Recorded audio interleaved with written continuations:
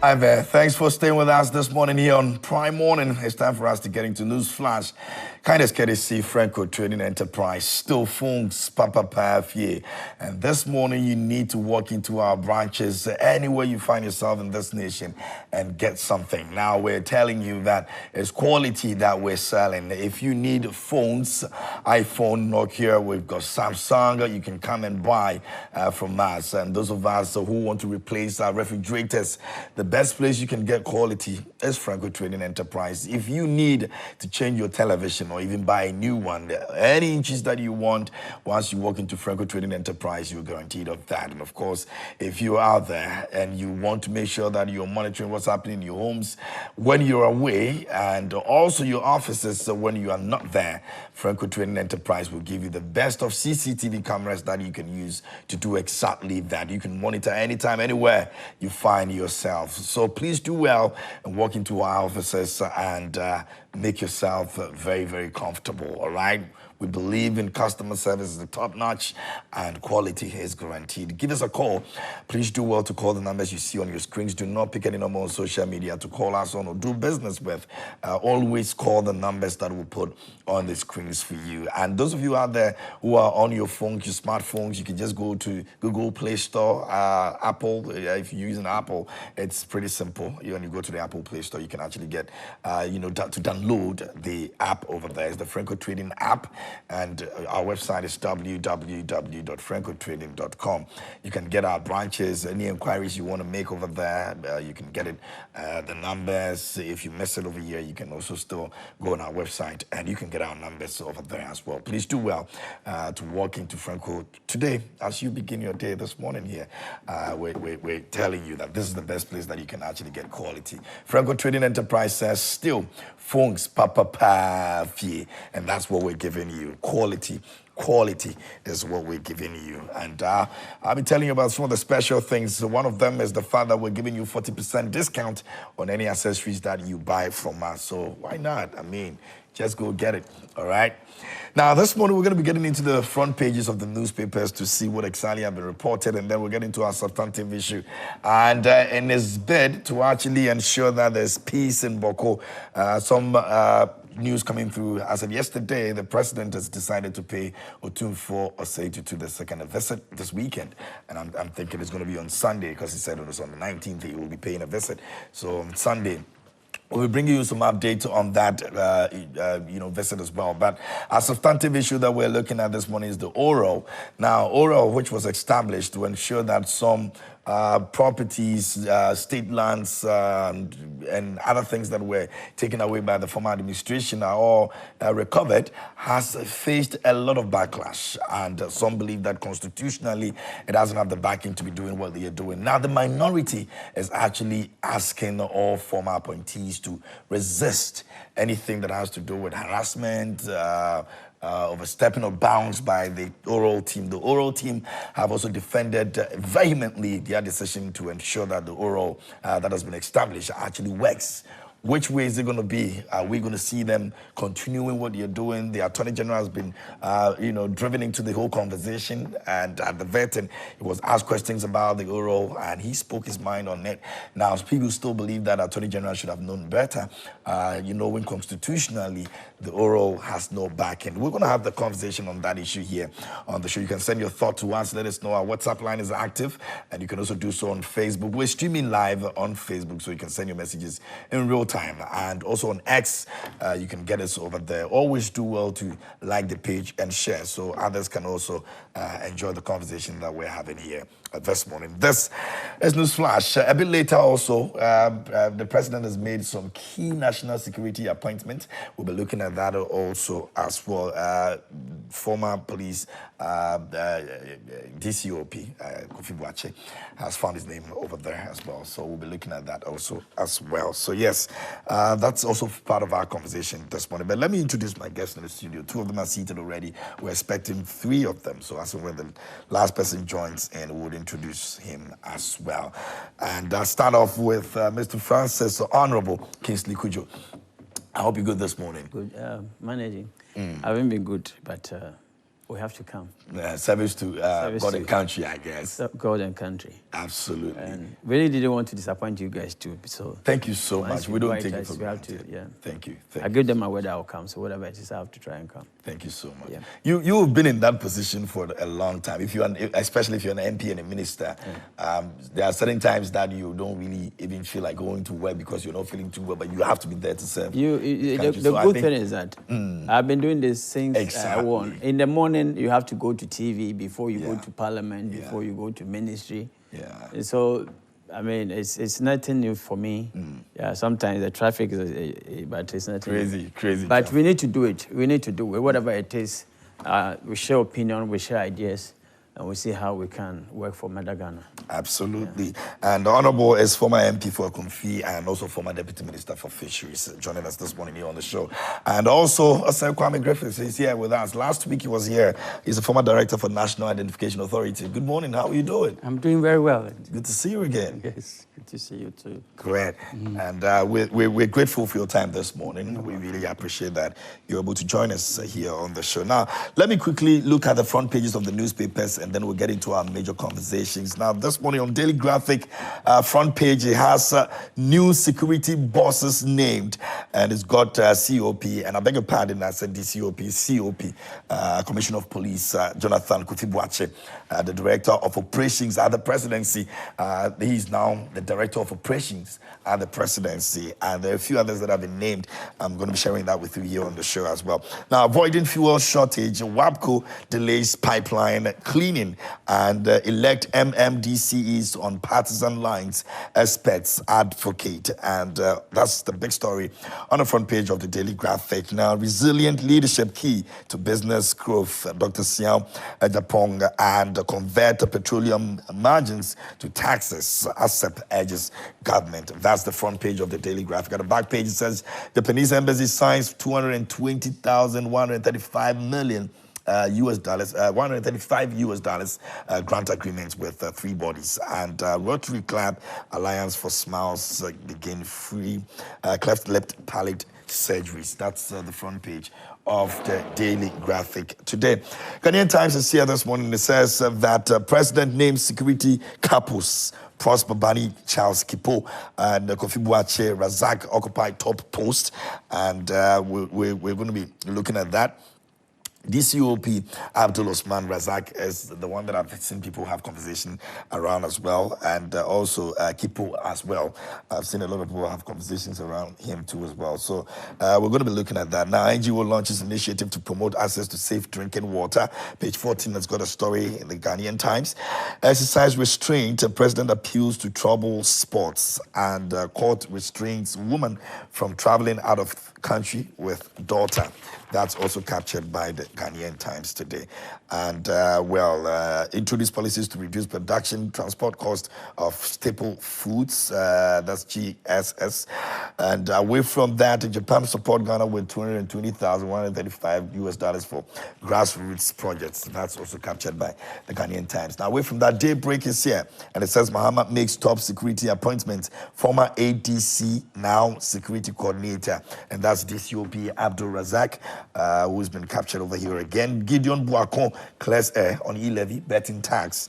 And the big story over here, produced a child. The court orders CID immigration and others and stop press eyebrows raised over whereabouts of Ambassador Senat Siao Boateng. That's the Daybreak newspaper. The Daily Searchlight is here, and it says that Mahama kills anti-LGBT bill, says teaching proper values in school better than passing a law. And Mahama to make nominations to security ministries agencies this week. Mahama asks the CEO of Minerals Income and Investment Fund, and Justina has been the one that has been given that mandate right now, Justina Nelson. Crowd to host the Alumni UK Ghana Networking reception on January 31 and 2024 general election. Stop blaming others. We caused our own defeat, said John to NPP. All right. They're doing restructuring, a lot of restructuring right now, so hopefully they bounce back better and stronger. Now, the business analyst says that Ghana places 13th in Africa with lowest fuel price. That's the business analyst this morning. Banks in Ghana remain exposed to global environmental risk. Fitch assess gold cocoa prices to increase in 2025, but Brent crude oil tumbles, report says so. Minority Caucus calls for boycott of oral team invitations. That's one of the major issues we're looking at this morning. And away from that, GSS hosted stakeholders on inflation review to address economic challenges. All right, so that's the Ghana Statistical Service. Now, away from that, we're getting to our major conversation. Once again, we're grateful to Franco Trading Enterprise this morning for giving us the chance to do this. You can walk into the branches and get yourself televisions, CCTV cameras, phones, refrigerators. I mean, if you want to replace or get a new one, the best place you have to go is Franco Trading Enterprise. Franco Trading Enterprise says still, phones, fear. Now, the minority in Parliament has condemned Operation Recover All Loots, oral operations, describing them as unconstitutional and threatening the nation's legal framework. At a press conference on Wednesday, January 15th, the Swami MP, John Darko, opposed oral, asserting that no serious country will entertain it. He explained that the formation of oral violates the Constitution and undermines the authority of legally established institutions like the Police Criminal Investigation Department, CID, the Economic and Organized Crime Office, Yoko, and the Office of the Special Prosecutor. Now, it is concerning, and I quote, and we want the people of Ghana to know that no serious country would entertain anything such as this, and that's in his own words. Now, ORAL is an initiative by the National Democratic Congress government aimed at identifying, investigating, and recovering state assets believed to have been stolen by members of the former Akufo-Addo administration. Allegations include that the theft of lands, money, vehicles, and dubious contracts. And that's what we're taking a look at, our very first topic this morning. Let me start off with you, Honorable. Yeah. I know that the minority stands vehemently against this. Martin Pibbu has been out there. He's been defending it and the reason why it has to be in place in the first place. Now, should this be a problem in the first place? Does the minority have to worry about this? Knowing very well that we are trying as much as possible to recover things that the state owns. I think that it's not the minority. If you're Ghanaian, you should be worried about it. Really? Yeah, because let me just read from Dr. Ayeni's vetting. Oral is supposed to exact accountability from persons, either politically exposed or persons holding public office, who used or misused their office to loot public resources in the form of property, money, and other intangible resources. So oral is constitutional. These words are not new in our political discourse. First, NDC and their PNDC, the offshoot of NDC. Yeah. The offshoot of PNDC is NDC. They have been paddling around these words, accountabilities, loot, stolen, money, all those things over the years. And when PNDC took over, they set up tribunals using accountability, they have some three words, accountability, whatever, and then arrested people who have committed very minor crime. They arrested them, seized their assets, killed them. When they came back again in 1981, they said citizen vetting committee. Okay. The PNDC form. The PNDC, and the second time. The first one was CFRC. It was the same accountability, probity, accountability. They seized a lot of people's property. Is that not what every country deserves? Accountability. It's in the Constitution. Absolutely. I'm coming there. Okay. So in the past, they have used this to take away people's rights, people's property, it's stolen, everything. So this in the name of eliminating corruption. But I bet you today, the party that has had its people gone to prison the most under the 1992 Constitution is the NDC, not the NPP. Because of what, corruption? Because of corruption. They are more corrupt than any other party. Let me take it easy. Look, you can't use accountability and all those things to set up oral. because we know there should be accountability. After all, the Constitution was written by the NDC, solely by the NDC. And because you think there should be accountability, bodies like TRAG were introduced. Bodies like CID were introduced. The OSP. OSP is introduced. The NIB is there. Bureau of National Investigation is there. We have the CID. All these bodies are constitutional. In 1992, when they talked about referendum, that we should go and queue and vote for a constitution, these things were there, and we agreed that, yes, power is for the people, but it is held and then delivered on behalf of people. Somebody has to do it. And that somebody are these bodies that we have set in the Constitution. This the same Constitution that gave President Mahama right to put his name there to contest as presidential candidate. That eventually led him to win. Where in the Constitution do we have oral? Where do we say that the president should set up a if people are stolen, allow the state agencies to work. Over the years, it is the same state agencies that have sent people to prisons. It's the court state agencies and the court system that have sent people to prison. You understand? But the oral is not going to imprison anybody. They are only just gathering according to them. Gathering, and then where there have been loots. The danger with oral is where all of a sudden somebody who has spent his time, years working for the mother Ghana, who has bought a property from the Lands Commission. He's not the only person in Ghana that had bought government land. Then these people are talking, listen, no. They all go through the same process. You said it is illegal. How illegal? Because you pay 160 for it. Government prices all the same as price, private person prices. The same way you acquire the property, somebody acquired, now you come and say it's illegal. And you put the person's name out there, and you say that the person says he has surrendered. And the person to the lawyer tells you that I have not surrendered. Is that the way BNI works? No. Is that the way SFO works? No. They will not come to tarnish people's image like that. The fear is that the team will be used to put people's reputation at risk and all that. So, for me, as far as I'm concerned, I agree with the minority in the parliament that none of the people from outside should respond to any call from the team, because it doesn't got legs. As far as our constitution is concerned, it doesn't have legs. If President Mahama is very serious about investigations, he should give those things to the institutions.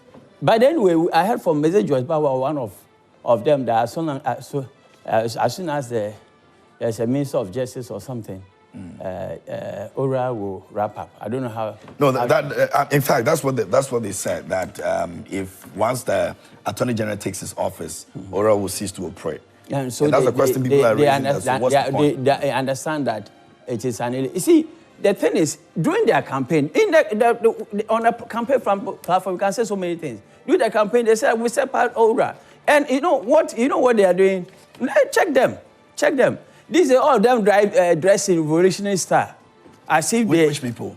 Majority of the NDC, including my own good friend, Ablakwa. They drive in what? They dress like revolutionalists. Oh, really? Yeah, like communist leaders. And then you seen them? I see them, that's the dresses they wear. Oh. Because it's a coup d'etat. I haven't. Oh, wow. That's how they dress. Okay, very well. Wrap up and I'll come back to you again. I just want to advise my friend Cudjoe. He's a nice guy and all that. I like him. Personally, I like him. He knows I like him. I like his politics too. Apart from the sometimes overboard that he goes. Look, my advice to NDC and Cudjoe is that the election is over. The election is over. You use oral to get the youth to come on board. But you're a politician. I'll forgive Pablo and all those people, but you are a politician. You sit in parliament. You know that this thing doesn't have legal leg. Don't get yourself involved. So at the end of the day, you marry yourself. He has a presidential ambition and all that. He should mind himself with things that doesn't have legal standing and then decide to go along with it. even after election, knowing that it shouldn't be. So they created during the elections to get the vote. You got the vote, you have won. Don't defend what is not defensible. During Dr. Yene's vetting, he said that the fact that ORA is non-legal, it doesn't make it illegal. So he agrees that it is non-legal. It doesn't have legal basis in the Constitution. And we are operating a constitutional democracy, not a democracy where somebody comes and decides that I choose to do what I want to do. No. It shouldn't happen like that. Okay. So if you're Ghanaian, you should be worried. Second. My brother. So, okay, just give me your initial remarks, and I'll ask you about the OSP's office Okay. when you're done. The Nigerian man will say, Nawao. First of all, let me start by saying that we went into an election as NDC, and we made a promise which was, propagated on various platforms and written in our manifesto to the people of Ghana that we were going to form ORA that would help in gathering information on, corruption. And the people have given us a mandate. Therefore, I don't see any problem here. My brother was saying that we have gotten the youth and all that. NDC does not have the character of saying one thing during the campaign and doing something else when elected. We don't have that character. So it is not in the character of President John Dramani Mahama to say one thing on a political platform and do something else. I am not a lawyer, but you don't need a scientist to tell, or a lawyer to tell you that it doesn't have the authority of the Constitution or any legal thing. I mean, per the letter the president wrote, it is supposed to be gathering information, period. And when he wrote that letter, he wasn't even the president of Ghana. So don't expect that he would probably, through his office, is trying to set up some form of institution that will rival the likes of BNI, CID, and UOCO. Because he couldn't have, as president-elect, he couldn't have done that. Let me also draw the attention of your viewers and my brother here to Article 41F of the Constitution, which states that it shall be the duty of every citizen to protect and preserve public property and expose and combat misuse and waste of public funds and property. It is the right of every citizen of this country to act in a manner that would protect the property of this nation. Therefore, they didn't even need a letter from the president-elect as Ghanaians to embark on such a mission. I have heard my brother talk about the fact that it should be boycotted by government appointees. And there has unfortunately also been the minority side in Parliament hold a whole press conference on this matter. I think that's a solution looking for a problem. It is not solving any problem. They haven't decided to call, or they haven't called anybody who is a government appointee to come and answer any questions. But there are reports that they are harassing some of them. How are they? They are walking into some people's premises and asking them to leave the premises because it's quite illegal. First of all, I don't think they are asking anybody to leave their premises. You don't think? But please, let me. Let's look at ORA. Let's look at ORA. On the reports. Let's look at ORA. It's ORA. The fact that the national security, because Kofi Boakye is wearing 2 hats. In fact, he is wearing 3 now. He is a member of the oral team, just gathering information. And he is also part of the national security. And therefore, when the national security goes to some premise to go and ask questions, it's different from the work that oral is doing. Let's establish that very clearly.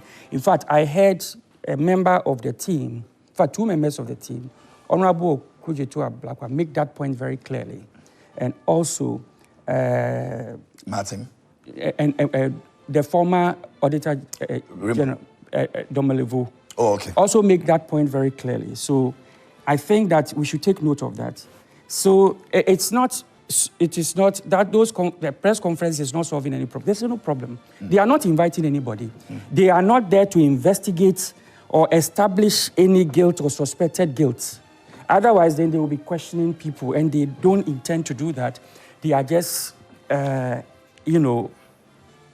provided 3 avenues for citizens of this country who suspect any act of corruption to report through either coming physically to say, this is what I suspect is happening, or number 2, through a phone call or email. And I think that there are no problems with that. Let me also say that I get amazed at the hypocrisy of the NPP.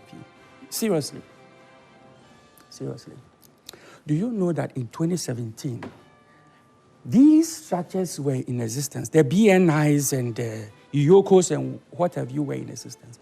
But they contracted foreign entities to investigate people, to aid in investigation of acts of corruption in this country. I don't know if you are aware, but let me share this with you from Ghana Web.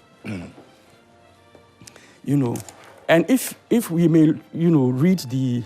It says that we have foreign nationals helping us investigate corrupt NDC government officials, as Mahama said so. And it says foreign nationals are working closely with officials of the Akufo-Addo-led government to prosecute corrupt government officials under the Eswal Mahama administration. Senior Minister Yaosaf Mafo has stated, according to Mr. Asaf Mafo, any former minister found culpable would not only refund the monies taken from the state, they would also be made to face the full rigors of the law. So Asaf Mafo made these revelations on the radio interviews days ago. Let me, in conclusion, let me just land and then, if I may. Okay, all right, sure. I also listened to Professor Kweku Asare, and I like his position on this matter. He thinks that he calls oral the CCTV of corruption. I don't see why anybody should have a problem with this. And he even thinks that we should go ahead as a nation to institutionalize oral, where you can have an avenue for people. How many of these people who are just throwing information at oral on their own would have gone to the... So the oral, if instituted, like you're saying, is going to be just information gathering? I'm not saying or that... Or they'll be given other mandates as you can arrest? Let me make that clear. I'm not stating the position of the NDC, a party that I'm representing here. That's not the position of the NDC. I'm saying that Professor Kweku Asare has made this suggestion that he thinks that it should be institutionalized, And what are they doing? What are they discovering?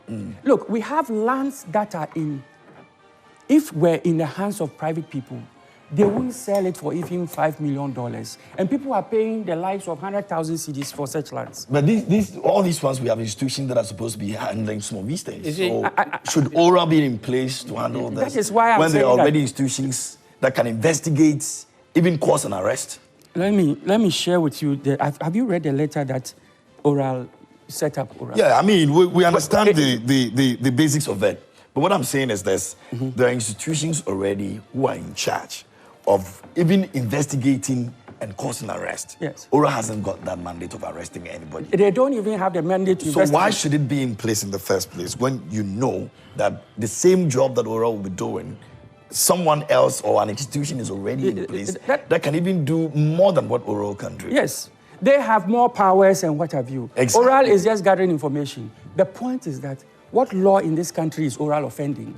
Or perhaps who in this country is oral offending? But Grace, should we put a team in place? You and I can be vigilantes if we want. Yes. That want to give information to the government or these institutions that are already there. Yes. Must we now channel that into oral? That is why I'm saying that there is no problem that it is causing, other than the fact that as we speak now, they have tons of information that they can hand over to these investigative bodies to work on.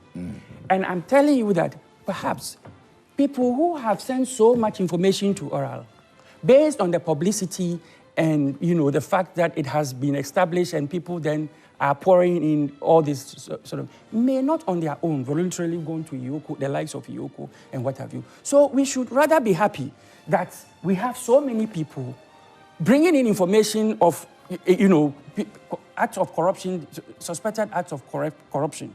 You understand? And I'm telling you also that we have lands that wouldn't, if it were your property, you wouldn't even sell for $1 million. People buying it for 100,000 cedis. And I want to state that, you know what, if I may, I'm not part of the team that is working on all this. And I've heard pronouncements from the NPP that they acquired them legally. Land Commission sanctioned the acquisition. And do you know that there are also laws in this country?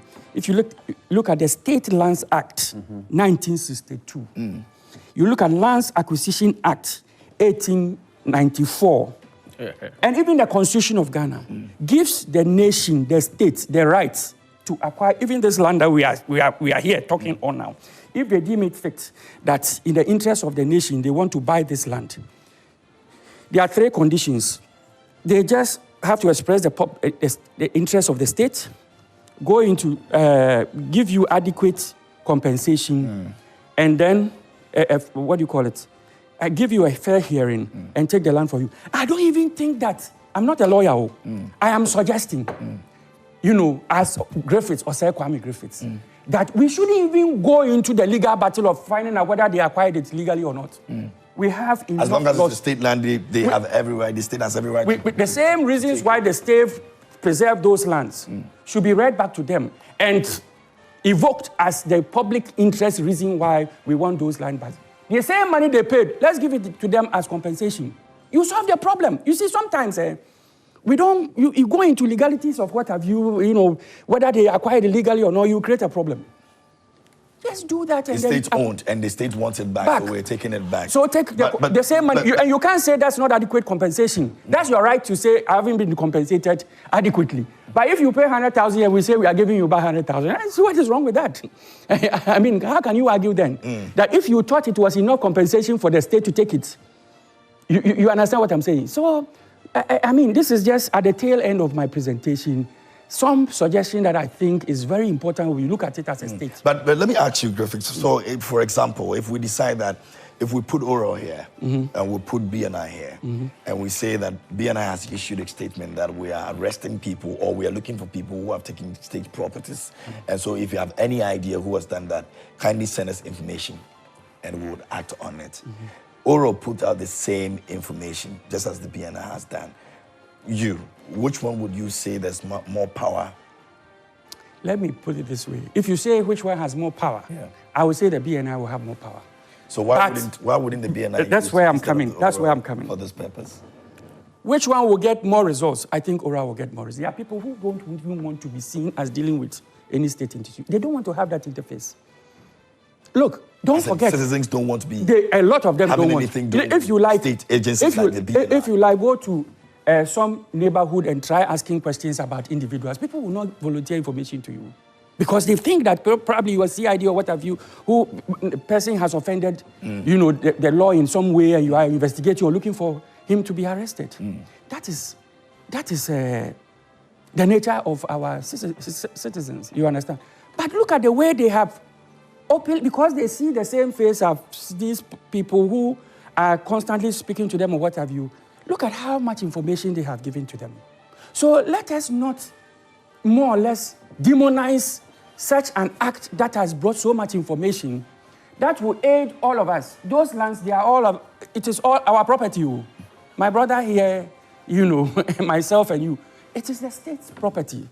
So if they have brought in such rich information, which can then be handed over to, at least, as some source of information for further investigation to these state institutions, let us not demonize it. That's why I'm saying that it's not offending any law. And I think that if you haven't gone to buy any land for $10,000 when you should have paid $2 million, what is your problem? If this thing, people are sending information about lands that other people have acquired through corrupt gotten compensation to the states that are not, people have bought Land Cruisers and what have you for 10,000. I read an article. 10,000 guys. Imagine that.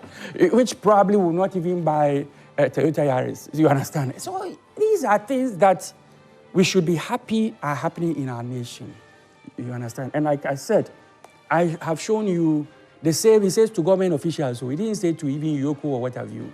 He didn't say he contracted. But they didn't form an internal institution to handle that. These are information, just like they are taking every other information from every corner. So these are information that foreign nationals who have been in the country or probably have left that have an idea of are going to share. No, it says foreign nationals working with state officials. Foreign national working closely because they've been around to work for a while with state officials and have left. No, that's not what he meant. What it meant was I have watched the clip. If you like Google it, you hear the honorable minister, telling you what it is, that institutions even outside have been engaged, and those are parallel, mandates given to other, institutions even outside the country. That you can call para-mandates, but we didn't complain about it. Did you hear any NDC person saying that, and he was saying NDC people have been in jail? We prosecute our own. Your people, throughout the distance, show me which of your people that have gone through any serious investigation in this country. When the likes of appointees of President Akufo-Addo, the former special prosecutors calling him the mother serpent of corruption. Martin. Yes. You see, so you can't compare the two. The National Service scandal actually was investigated during our time. There were court proceedings going on. Show me any serious cases that your government has. Okay, so do you think that because Oral is more or less set up by a government in power, yes, that is why it's making it look like it's a witch hunting, or genuinely it wasn't set up by a government in power? That's what I'm saying. Even when the president set but it was up, president-elect. President-elect. Exactly. And the letter is, and I shared the letter with you, that he said the mandate was clearly stated in the letter. And it is here. It says that a team has been set up to receive and gather information from members of the public and other sources on suspected acts of corruption. How can that be a problem? That I say, okay, if you have, and that's why I'm sure I read Article 41F. That gives the mandate to you and I to protect state property. You understand? So we even have the mandate that ORA has per the Article 41F of the Constitution. We don't need anybody to say that we should act in such manner. And if there's any information that is being given to the team, how is that a problem? That they say Cudjoe Mensah has gone to buy state land for 10,000 cedis at cantonments. Why? How is that a problem? And these people are gathering all this information and handing it over to the appropriate institutions to work on. They don't have the power to investigate. They've made it very clear that it is not in their mandate to investigate, to more or less establish guilt or suspected guilt of any person. It's just information. And they haven't called anybody. So when you call a press conference and say that former appointees should not, respond to calls from... That's another issue, right? They are not... And that's why I say I'm not sure. That's why I'm saying... sure how the oral team will be dealing with some of these That is why I'm saying it's a solution looking for a problem, that press conference. Because oral team is not inviting anybody. They didn't say they were inviting anybody. They are just gathering information. So when you say that the team says they are not going to invite you, then you go and stand somewhere and say, when they invite me, I won't go. What are you trying to prove? Maybe because there are allegations that, I'll come to you, Mr. Honorable. Maybe there are allegations that some of them have been harassed. I mean, we've seen reports that some of the members of the former, government have been harassed. Some have been seen their property seized, somewhere and all that. I mean, like I'm saying, by the oral team. Of that. That is why I'm saying that let's listen to the members of the oral team who indicated that there are the national security team is also working. Yeah. You understand? So if they And Kofi Boakye happens to be an intersection of the two teams. So if national security people go to a place to go and ask questions, it doesn't mean it is coming from the aura. This is the response by Honorable Kudjoe Ablakwa. This is a response by Honorable Domelevo. You know, and on your own network, they made these, you know, information known to the public. So let's not confuse the two. The oral team is just gathering information. That's what they're doing. Okay. If you just join us here on the show, this is News Flash. It's proudly brought to you by Franco Trading Enterprise, Still Phones, Papa Pafi. We're looking at the oral team that have been set up to receive information from government appointees who have one way or the other taking state properties. And it's come with backlash, a lot of criticisms from the minority. They believe that they are overstepping their bounds, and also they are harassing some members, and they have issued a strong statement to that effect. They insisting that if any oral team invites any of the government appointees, former government appointees, they shouldn't go. Mr. Darko has been making these claims, and of course, they've also done a press conference, a whole press conference to that effect as well, and that's what we're looking at. So you can send your messages, let us know what you think about it.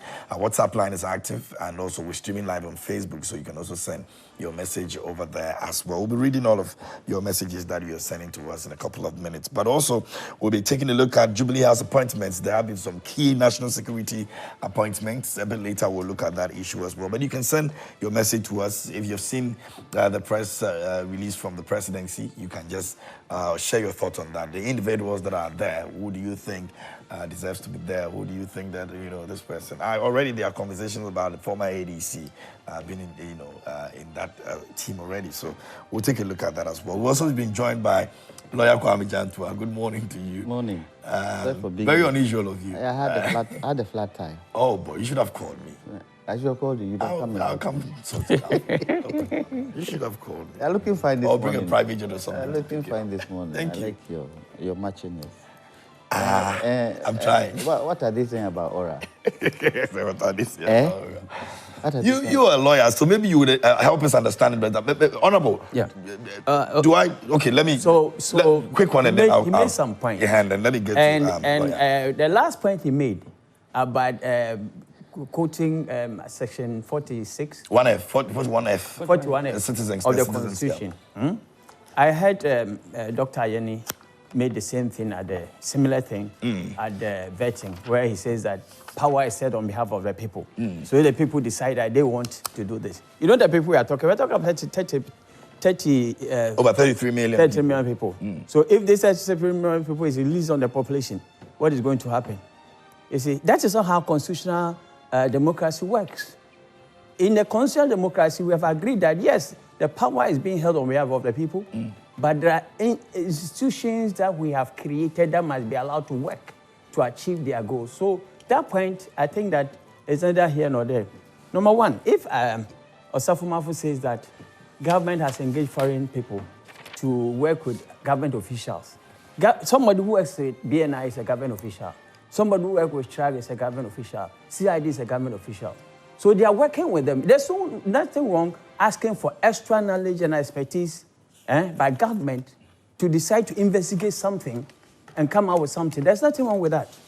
You have the right to do, because you are bringing the expertise to work with the existing institutions, not to create other unconstitutional institutions in the name of power belongs to the people have the right to. If the people decide to do the things they have right to do, you think that is why I keep telling you that this is not a coup d'etat. This is an election. All those people wearing Cuba-style dresses, parading in town as if they went to coup and they are won and all. I mean, those things, take your mind out of that. I'm coming. I'm coming to the other point. Oh, God, I didn't take this. So he made another point that you want to address. Yeah. He made a point that I wanted to address. Maybe it will come. Okay, when it comes. So the point of the matter is that we created a constitutional document in 1992. They asked us to go and queue and vote on it. We voted on it. And that way, we all agreed that we have ceded our power to the Constitution. Constitution might determine what we do in this country. You understand? Whether they will call somebody or they will not call somebody. NPP is saying that our side, and I'm saying it so, nobody from our side should cooperate with them. If you come to my house, you are coming to inspect my house. The point I was trying to make is that you people claim that the lands was illegal because it was sold 100,000. When did Lands Commission in Ghana sold lands at commercial rate? We had military lands after airport. That is where President Mahama has his property today. Did he pay commercial rate? They gave it to private people. They developed properties. Ask NDC whether they pay property. And do we call that stolen lands? Do we call that illegal property lands? How many lands hasn't NDC people bought? You see, when you do those things, doing campaign, and you come and say you want to embarrass people, because tradition and then the practice has been that government often sells its land. And as we are speaking, the president of the land, when he was the president, sold the land, part of the land to himself and built his property. Let's go and check how much he paid for it. Let's go and check. So you use these things to destroy people's own reputation, or people have worked for the country, spend their years work for the country. Well, you just want to destroy them because today you have one podcast power. Okay. Let me quick response. Let me announce to everybody that in Ghana, we have decided after 8 years, everybody will go away. Okay? So 4 years. 4 years. Not 4 years before your mandate is renewed. We have decided that 4 years constitutionally, 8 years, the people sack you. Not true. Yes, sir. What we are for? 4 years, your mandate is renewed. Renewed. And based on what the people decide on, you can be in government or you can be out of government. I've been an MP. Think I don't know that. I know that. But So let's demonstrated consistently that we have demonstrated consistently that we don't have the appetite to allow people to break the 8 and go. That's what I'm saying. That's the point I'm saying. So the point I'm saying is that even this power you have tomorrow to go away, okay? Since you say, "What you are for side, no, I shall one side." Yeah, you understand. Okay. All right. On the campaign trail, wrap up for me. Let me. I say on the campaign trail, you can throw out this. They are looting, they are stealing, they are doing this, they are doing that. That is it. But when you win elections, you got to do things a bit different. There's nothing that stops. If I have stolen, they should arrest me, but properly, and try me and jail me. As we speak that they are setting up ORAP. There's a woman who worked with President John Mahama. Her name is Sedem Tamako. She was at Maslock. He was saying that we have not done any investigation. She had a Maslock. This woman was tried in absentia and jailed 10 years. They are in power. They should go and bring that woman. And then we understand that indeed they are committed to fighting corruption. Okay. The woman took market to men money. No, Honorable Griffiths, let me have the thought. You can put that down for me. Okay. I'll come back to you for you to address that. But let me indulge a lawyer as well. Lawyer, this is where we are right now. Oral has come with a lot of criticisms, backlash, and all that. Constitutionally, it is believed that it's not supposed to be there. Now, minority is saying that every appointee, if you are invited or in any way, don't cooperate. What? Good morning to our viewers. Good morning to my fellow panelists. What do the NPP have to fear? What are they scared of? That they don't want to, if they're invited, they won't go. What are they scared of? What is it that they've done that because the institution that is inviting them is constitutional, legal. How did Oral start? How did it start?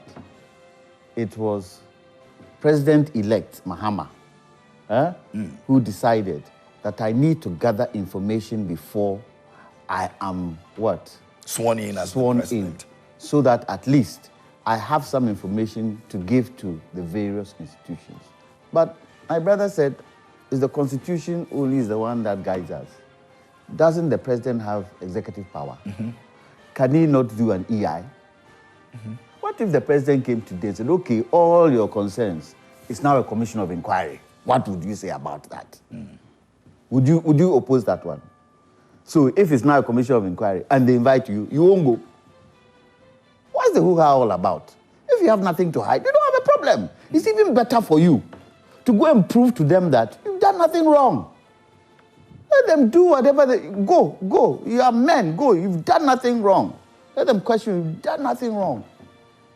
Let them question you. Let them bring the evidence to show that you said, I bought this, that I've done it. Show me the evidence.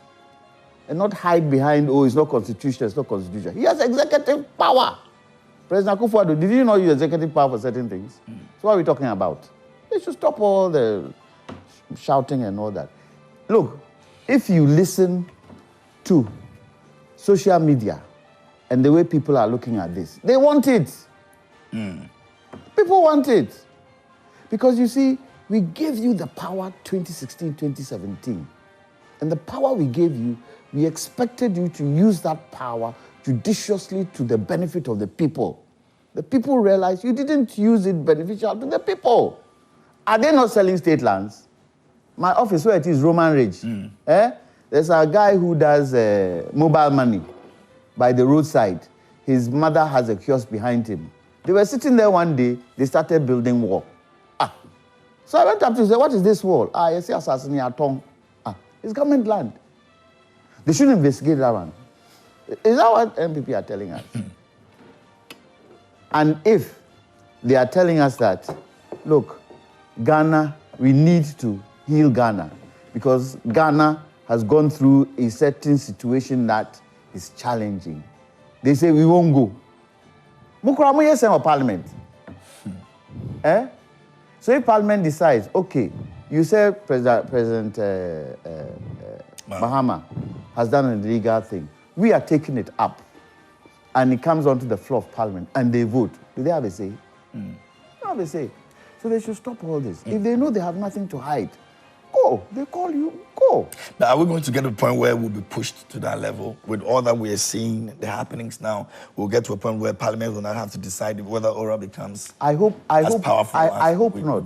I hope President Mahama sticks to the fact that he's gathering information to now give to the various institutions that are responsible for these things to look at.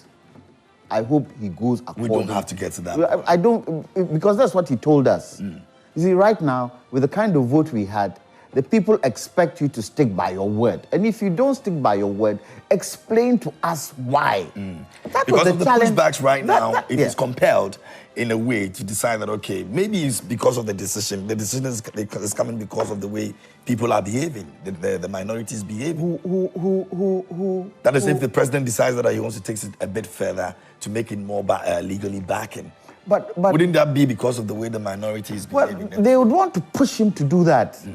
Leave it where it is. Let them gather the information. It's not a witch hunt. I don't think it's a witch hunt. Papa. You did some good, but didn't you do wrong things? For instance, COVID, airport, who got the contract? Who got the contract? Was it the president's relative? How much money did they make? How much money did Ghana make? This we do. You should investigate. That's what I'm telling you. There are quite a lot of things the people of Ghana saw happen that they want answers to. And so if President Mahama has set up an institute, a small gathering to gather information, to give to the powers that be in terms of the institutions, what is the problem? Tell me, what's the problem? If you don't have anything to hide, you don't have a problem. And if you know you've done something like that, quickly send the land back to them. If it's money you've taken, quickly send the money back. Hey, you know in Ghana, politicians work together. And in order not to embarrass you, yes, you can go. I know people in the last administration, the last NPP, who had positions, who they were chasing them. In fact, when NPP came, they left this country. But they are now back. You know how they came back? They paid their way through. Now they are now back in this country today. There are situations where you acquire these properties legally. You paid the amount that you're supposed to pay for. Should we still come up to you? You have your proof. You have your proof. If there's land at airport and I want it, and you give me a price, and you say the price is not commercial, who gave me the price? Did I set the price myself? The person selling it gave me the price. Now, if there's any wuru-wuru inside, yes, investigate it. Mr. Jantua, this is the commercial rate of this property. Oh, it is ex-government that sold it to me. Okay, let's investigate and see why it was given to you at this price. Period. And if it so happens that they didn't do it right, and at that commercial rate I have to pay, then tell me, Mr. Janto, you've got to pay that commercial rate. Otherwise, you give your money back, give us our land back. Irrespective of whatever property you put on. Let's do things right. Let's do things right. We've got to a point in this country where we have let the illegal things become legal. Let's change that dynamic and do things right. The people want to know. Look, I keep saying, and I'll continuously say, if President Mahama does not stick by his promises and does anything ultra-virus to what the people expect, they won't wait for the next election to bring this country to a standstill. The Gen Zs, those young people, they're not like us. They don't have patience because they have been in this country where opportunities have passed them by. They've been in this country where a petroleum engineer is driving Uber. Somebody who has finished, who used to work in the bank. The banks, they've taken the bank away, they've done all that they wanted to do, clean up. They are also now doing food. So they are not practicing their career and their profession. So they won't stand for anybody who wants to get in the way. They expect President Mahama to do what he says. If you don't do what you say, you will not wait. So, NPP, you are part and parcel of Ghana. You are Ghanaians. You are not people from outer space. You are Ghanaians. Let's try and do things right. So that when you come into power, because the NDC won't be in power forever. One day, CPP will come into power. But you might come back into power, and people will expect you to do the right thing. Let's set that paradigm to start doing the right thing, so that any party that comes into power, if you do anything wrong, KMJ, they can hold you responsible. Very well. Let me get some messages from our viewers and I'll come back. Griffiths, I'll come back to you in a couple of minutes. Now, this one says, good morning, KMJ. What are the NPP saying? Are they afraid to be prosecuted and jailed? They should rather be happy for getting back what was lost to the state if they really have Ghana at heart. Enoch from Laura sent in that. Let me go to this one over here. It says, the word that lawyer Janto is saying, President Mahama has been sworn in, so why is the oral team still visiting people at home and on their sites? He should let the institutions work and forget about this oral team. They are not doing anything different from what we already know. It is much I do about nothing. No one is afraid of the oral team, and I urge anyone who is accused wrongly to take them on. Master Planner Junior and Kintampo sent in that. Let me go to this one. Musa Batoyo says that, why is the minority so afraid of oral, whether it has legal backing or not? If you're truly innocent and not part of any looting brigade, there is no reason to run away. If oral invites you and your hands are clean, there is no need to cry foul. Ex-President Kufuor set up the Office of Accountability. No NPP member questioning the legality about the office. Why now? This press conference is unnecessary and seems like a clear attempt to avoid accountability. This one says the argument by the NPP regarding the constitutionality of the oral is at best a diversionary tactic at the worst and non-starter.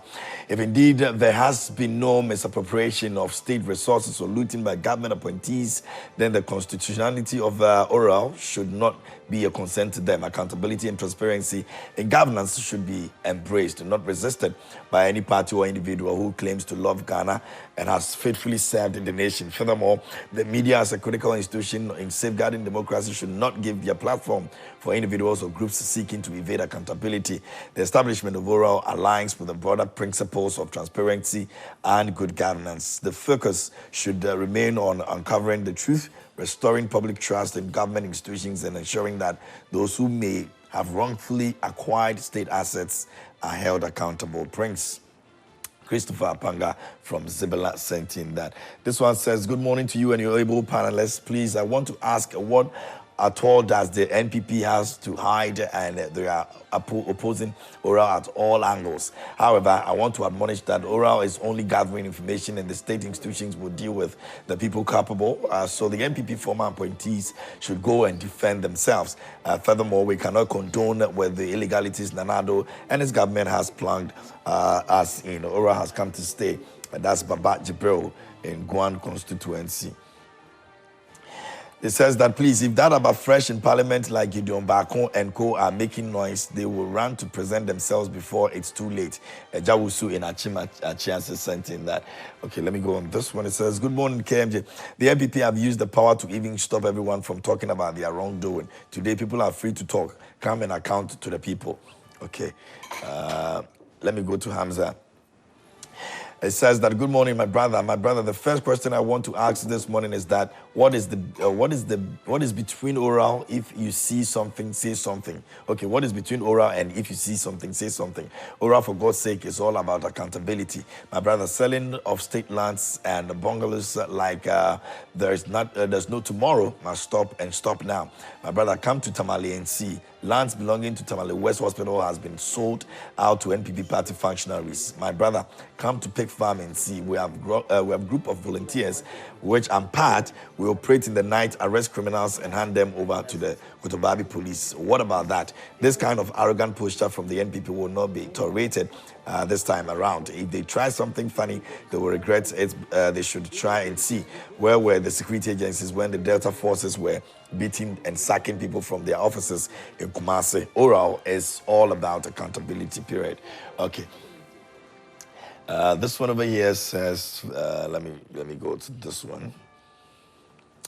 Okay, I think I've read that. Let me go here. It says, good morning, sir. Oral or no oral, NPP will account for their state capture, looting of state lands, bungalows, destruction of forest reserves and water bodies, and the political killings in Sefi, Ejura, Techiman, Boko. Were they backed by laws to rob bondholders and pensioners for their funds? Did they have legal backings to arm party thugs with guns and military? With guns and military uniforms to shoot citizens at polling stations? What's the legal basis for NPP foot soldiers to snatch cars and houses from past officials?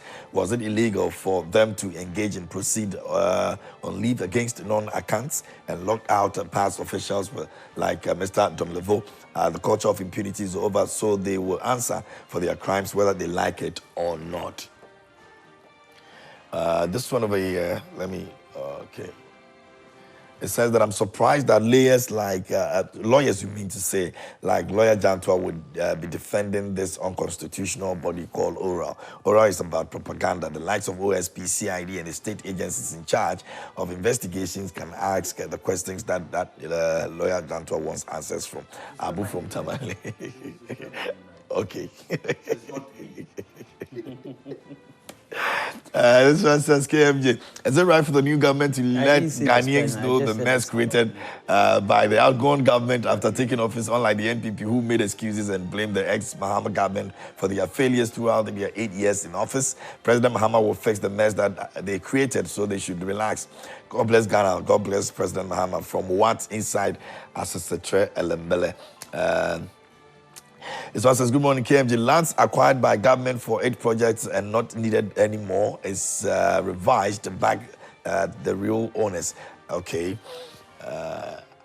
Let me go to this one. It says, good morning, team. I'm shocked that the NPP party is scared of the team Oral for their information. Wallahi, we the youth are in support of the Oral. We will not allow them to steal the resources meant for us all. Even if the NDC government refuses to recover their loots, we will adopt the Nigerian Isakaba style to arrest the NPP. Wallahi, Abbas Haruna from Kumawuzongo. You want to bring Isakaba here? Hey, Abbas, easy. The looting has reached every region, every appointee trying to grab for themselves. Which law gives them the power to steal our lands? And another one over here, let me get to it. It says, we have many problems to allow the LGBTQ be a priority now. We don't have food to eat. So if a sensible human being decides to marry a goat, let him or her, and let's see how many of their friends will attend. Mahama should not waste his limited 4 years on trivials. Okay, maybe I'll do the last one. Hopefully, we'll get back to the conversation in the studio. Good morning, Joy Prime. Why are the NPP members crying out of their hearts? If they are not culpable, they should leave the oral team alone to do a good job. They are doing for Mother Ghana. They should stop tickling themselves. Moses and Shreponi sent in that. A few more that have come through, but let's get back to other conversations. We'll come back and read most of your messages, especially on Facebook as well, so you can continue sending your messages on Facebook. Those who have done that already, we'll be reading them in a couple of minutes. And big thank you to Franco Trading Enterprise, still phone Papa Pafi. You can go and grab any phone you want in our branches when you go there. Just if it's Samsung, if it's Nokia, if it's iPhone, you can get over there. Those of you who want televisions, you can get. If you want refrigerators, CCTV cameras, we have them as well. So yes, we'll be moving on to the next conversation. Griffiths, you wanted to say something quick? Just a quick one. It has to be just 30 seconds for me, please. 30 seconds, I promise. You know, when my brother was speaking, he said that the foreign nationals that they engaged was actually working together with, could be working with government officials. Could be working with, no, he said they are working with state officials. Yes. Those who have come to work with state officials. So there was nothing wrong at that time to engage foreign nationals, to gather information or what have you for these state officials. But it is wrong for Ghanaians to do so. They didn't say they gather them to gather information. They're working with state officials. Okay, working with so them. I don't know how they are working. Yes. So let's say, because gathering information for... They didn't say gathering information. They are working. I'm talking about oral. Okay. It's also working with. All right. Or you can't define that as working with. So there was nothing wrong with the senior minister saying that they had engaged foreign nationals to work with state officials in 2017. But, you know, today we find something wrong with engaging our own nationals to gather information for the same purpose. He also indicated that Dr. Ayini said that power is held on behalf of the people. Of the people. People can. When I quoted 41F, I wasn't talking about power being held on behalf. I'm trying to say that every person in this country has a right to defend property, to expose and combat misuse of public funds and property in this country. So, and he has also indicated that he has information of some NDC officials who have... Not information. I'm saying that NDC official property, including President Mahama himself. When the president put up ORA, he didn't put a timeline as to, yes, Akufo-Addo appointees should be. He didn't say that. I don't think he so said the that. NDC... So if you have any information, go and get them. The president sent a letter requesting landed properties bought under Akufo-Addo's time. He didn't include it. The letter is here. So there's no mention of Akufo-Addo. Let me. Oh, no, gentlemen, we'd have to move away from this conversation. This is the letter. The letter is here. Yeah. There's no mention of... Okay. We want to inform them, the youth. This country is for all of us. Nobody is interested to see the country go down. And if NPP people so-called stolen, if they are stolen, they should be arrested. But the problem is that the minority group in parliament that did a press conference have taken an oath to protect the constitution. And in the constitution, and under the constitution, there's no place for oral. It's like an executive instrument. If you want to do something by executive instrument, but do it clear. No, nothing stops him from doing something by executive instrument. But if you set up a team like this, that they now decided to go to people's home and arrest people for taking, it is unconstitutional. And the parliamentarians have taken an oath to protect the constitution. Who have they arrested? So whatever they are doing, who have they arrested? is right. Or hasn't arrested anyone. And they haven't. Who have they arrested? And they haven't even called any official because they don't intend to. Whose home have they been to? Okay. Whose home have they been to? Let me state that perhaps they defending the constitution should also mention which aspect of the constitution oral is offending. That would help all of us. Then we know that we are breaching the constitution, right? Okay. If they can tell us what article or what section of the constitution that oral is offending, then it will help us. I also want to state that we have the letter here. The letter did not say Akufo-Addo's appointees. So if you have information of any appointee who has... I'm saying President John Mahama's property. See, you are sitting here saying that on... So it means that this can also be reported to oral. You go to oral and go... Let's make progress. Let's make progress. I'm saying that if you have any information... Is ex-presidents entitled for country to give them a house? Is that... Even that they haven't, it haven't been honored. For another country to give them a house. For Ghana to give them a house. I think it's in one of the laws, isn't it? Part of ex gratia? Ex gratia. So what's the problem?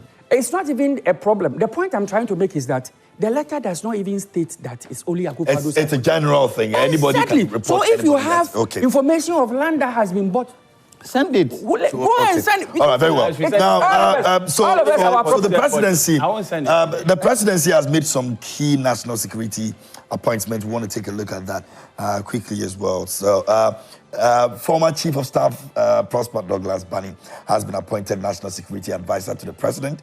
Mr. Bani is a former Minister for the Interior, and he brings a wealth of experience and expertise, according to what they put up.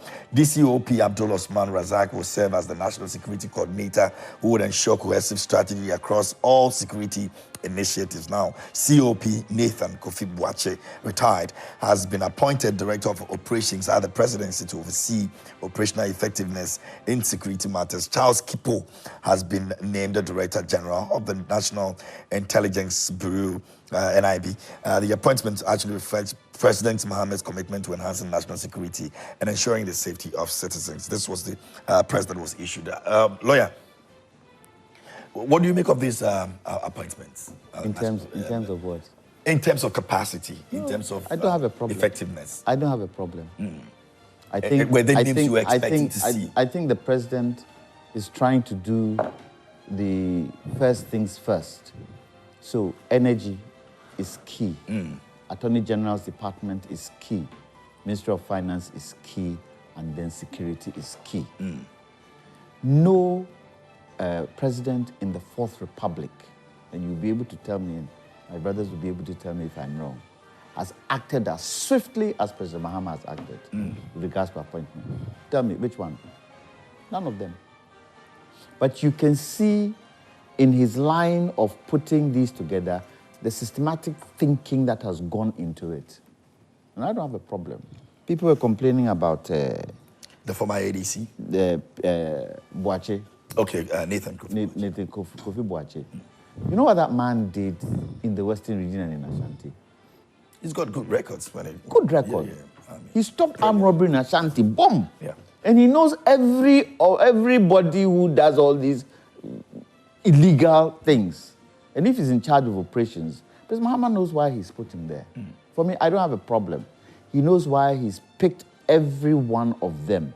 And he's looked at their track record, he's looked at their experience, and most importantly, he's looked at their ability to be able to do what? He's not doing the 100, how many ministers and executives did President Akufo-Addo bring in when he came in? 100 and what? 123. Just like that, boom, boom, boom, boom. He's being systematic in how he chooses his people. And even if you look at the regional ministers... the first batch that we have right now. Did we expect those new faces? No, Did we expect the age of these young ones? Yeah. It means he's very young. He's thinking. You see, and I keep saying this, President Mahama, he's been what? An assemblyman.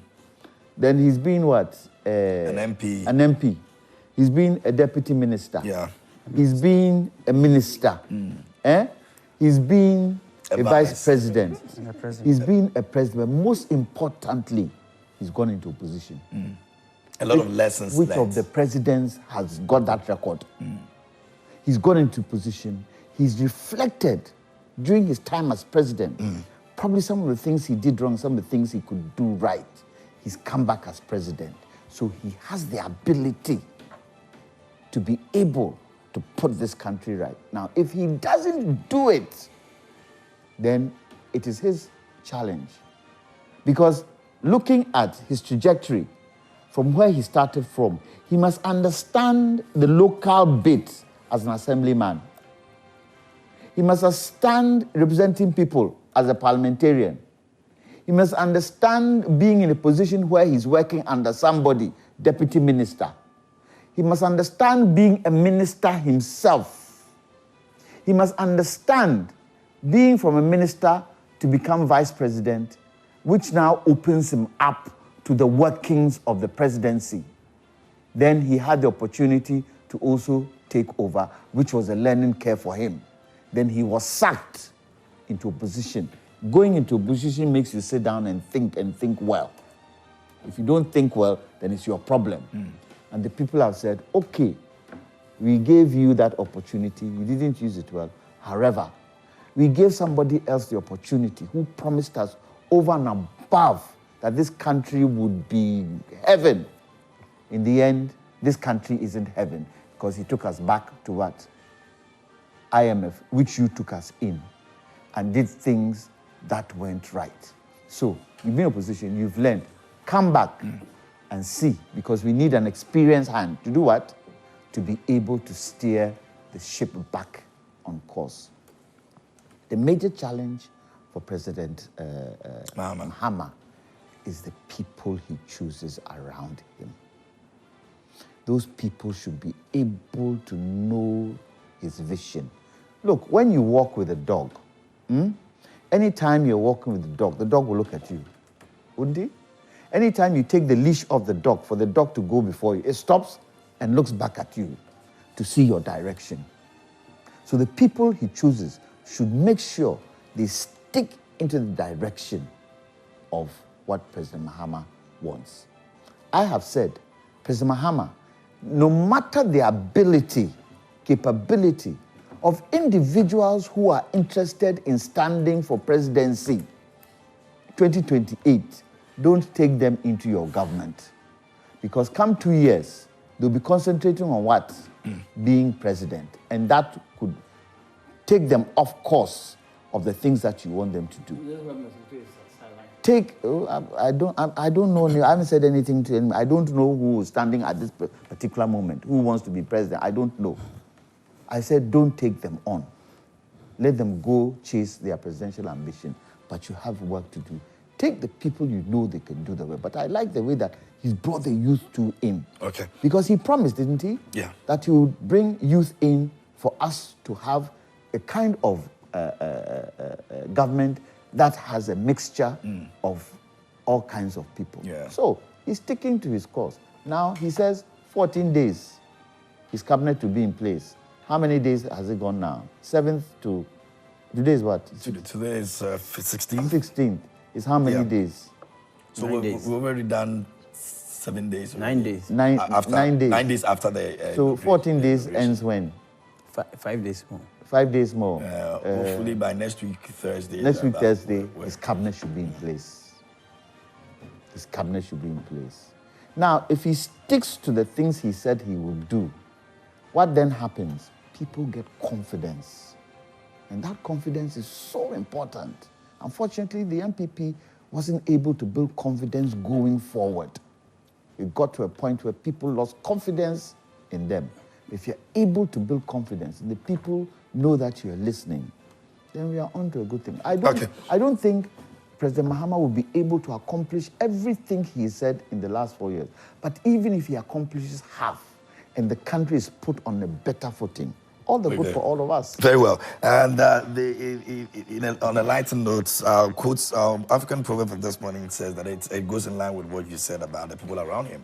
Yeah. It says that it's the people around the king wisdom that makes the king not seen as a fool. Yes. And that's what we use for African proverb this morning. Important. So it's always the people around you. The wisdom of the people around you. King. The king that makes the king not seen as a fool. Yeah. Makes a lot of sense. They should learn from Otumfuo. Speaking about that, we'll get to He's a king. He's a king. But the people around him know exactly what he wants. Exactly. So they work according to what he wants. Yeah. It's important. He has said so many things that I would have loved to, but we don't have time. But President Mahama, when he became the first president, was he not a former vice president? Was he not a former minister? Was he not a former assemblyman, deputy minister, all the things he's saying?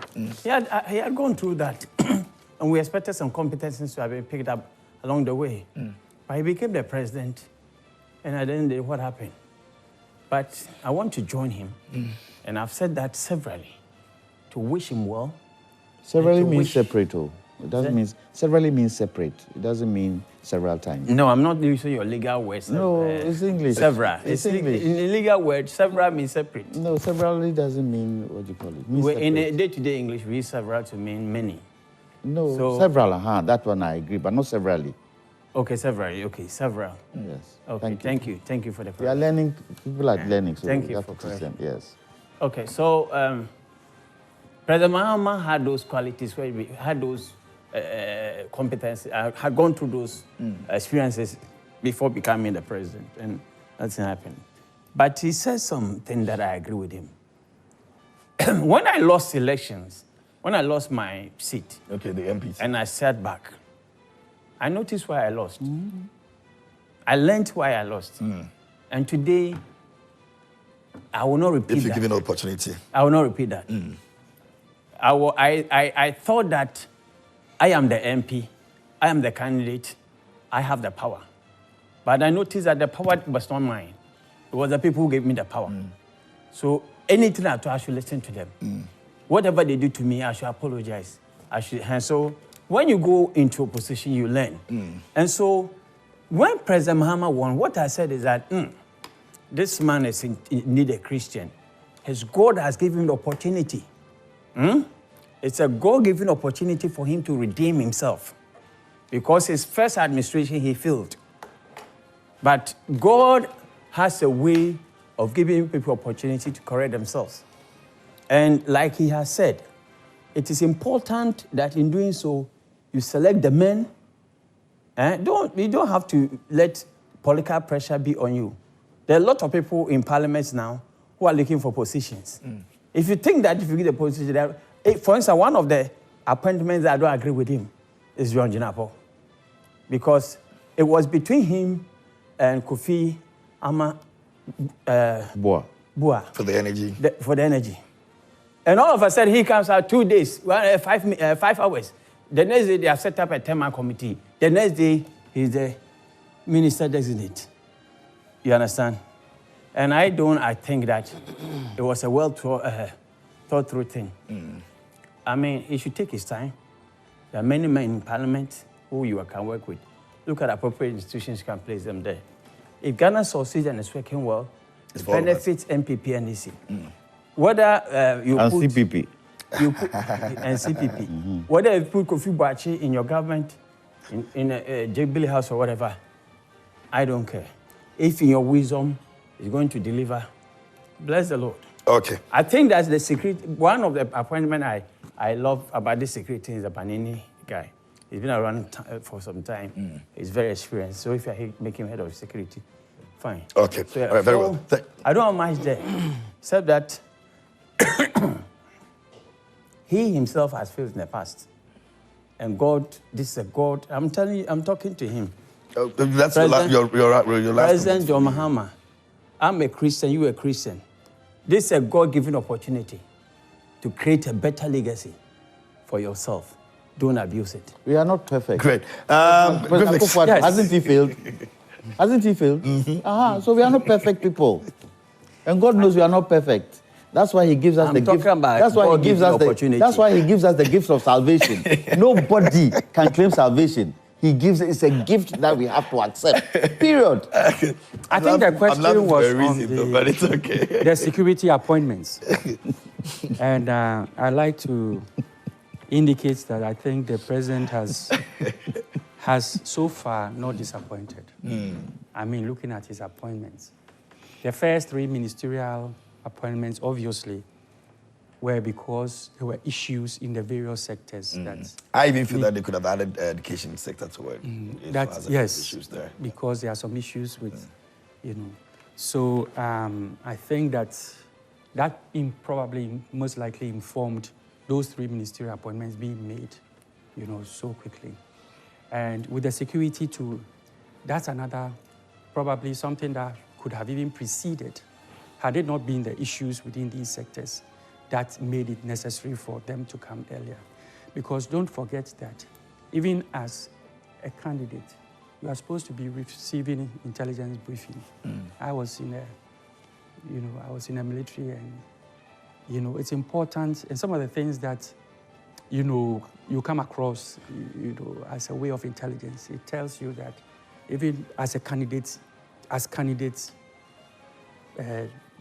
John Mahama, he should have been receiving. I don't think that happens in Ghana, but in the US, the candidates are, have. I think the Transitional Act, once you have won, not when you are a candidate. Even when you are a candidate. No, in the US, yes, but I'm talking about Ghana. I'm just telling you why it is so important for you to quickly have the men in place that will be giving you the kind of intelligence that you need. Okay. Because it's not what you see in every day as individuals. That's, the president, who is the commander-in-chief of the armed forces, he is usually, yes, he gets more briefing that. And also, I like to comment for the caliber of people who have been appointed. Kofi Boakye is an outstanding, statesman. A lot of things he has done in combating armed robbery or whatever. You remember the likes of, is it Atai? Atai, he was very instrumental in the arrest of Atai. And so I think he is obviously, qualified for the position that he's been. Bani and all the people who And he's a lawyer too. Yeah, and people forget that.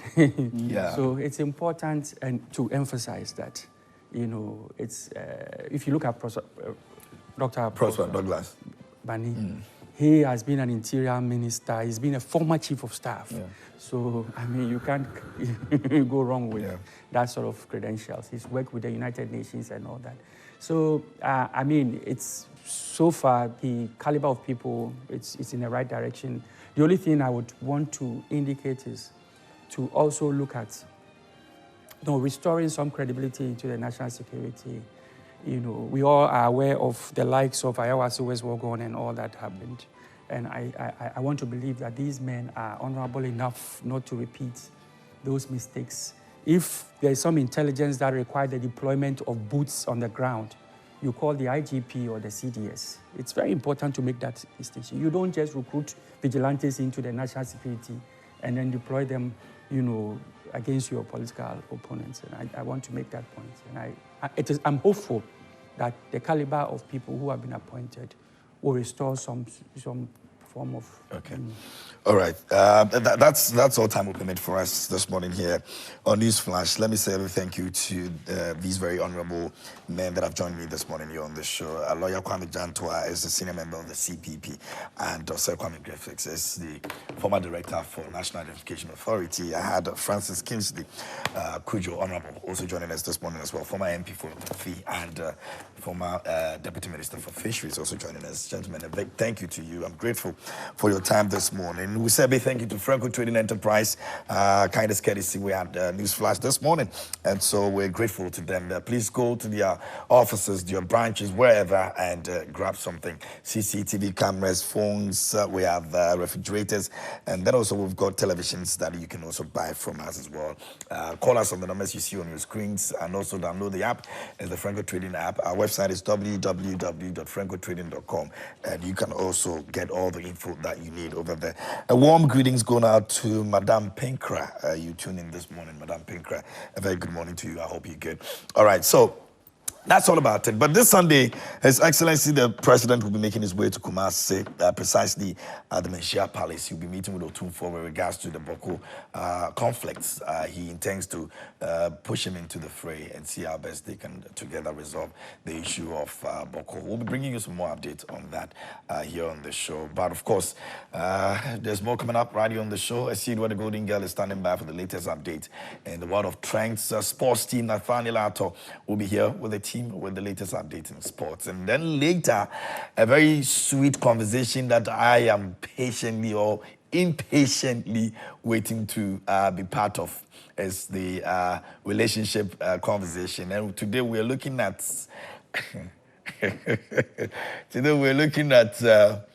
issues beyond the pulpits when it comes to relationship, marriages, and all of that. But the main focus will be on marriage and how to satisfy your woman. Now, Reverend Istudanaba, allow me to put it the way I want to put it. Reverend Istudanaba has... How to satisfy a woman. Reverend Istudanaba has said a few things, in the church. And it has to do with the way some men are very selfish when it comes to what happens in the bedroom. And we want to try and see... True. Yes, he went as far as mentioning some lubricants that can be used, names that people haven't heard before in the church, and all of that. A lot of men don't know. I don't like the way a lot of men don't know how to handle women. Yeah, exactly. They don't know how to handle women. Yeah. women aren't like men, just like that. No, it takes time. Spoke about foreplay. Yeah, very important. Extremely important. Even foreplay starts 2-3 days before the actual act. Oh, yes. This is new to me. Yes, 2-3 days before. How? Acro. Curiosity is pushing me. How? Make her feel that, she's worth it. Oh. Calling her, sending her flowers, making her feel that. Oh, that's all part of foreplay? It's all part of foreplay. And the D-Day, you realize that, my age. Hey, lawyer, you've done a lot too. A lot of the people knows what to do. For me, a lot of men don't know what to do. I don't think... A lot of men don't know what to do. I don't think it is a place of the pulpit to be teaching this. Oh, you disagree? Why? Oh. Yes. Look, our calling is to use the time to testify about Christ and tell people about Jesus. Your own life might be a life that people will emulate. I'm not saying that a Christian cannot probably, foreplay and all those things. You can do that. But not the pulpit. It's not the pulpit's work. It is not. The fact that somebody does it, you see, because somebody does something, they think that that's right. As a Christian, as a student of the Bible, it's not the pulpit's work to be doing these things. If your FM decides to do it, praise the Lord. That's why you are there. The church is for who? The church is for who? For the people. Of Christ. For the people. For the people. The gospel. For the people and not to understand. For the people to understand why Christ came. Number one, for the people to accept the salvation of Christ. But in so doing, where marriage is concerned, you need to be able to make people aware what it means to marry a woman and what a woman means to marry a man. And there are so many things. You come from different backgrounds.